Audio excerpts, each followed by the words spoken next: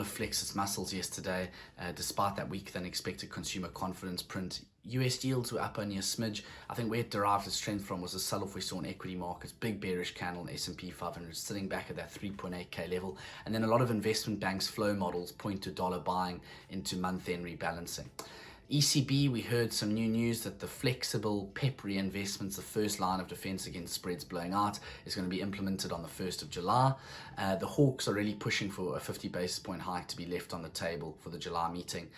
Lagarde confirmed that she wants it to be 25 basis points, but also caveated that with that it could be accelerated if price pressures worsen.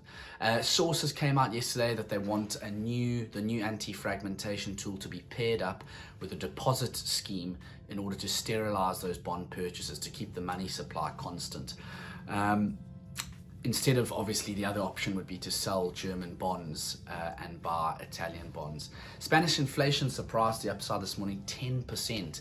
And I think that's going to be key in seeing if we get that July 50 basis point rate hike. We got Eurozone inflation on Friday and German inflation up today.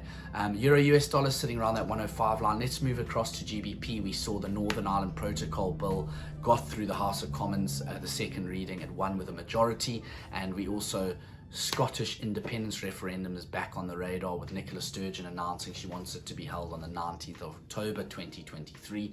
It's been pushed to the Supreme Court in the UK to test the legality of it, so that's one to watch. Cable sold off as a result of that.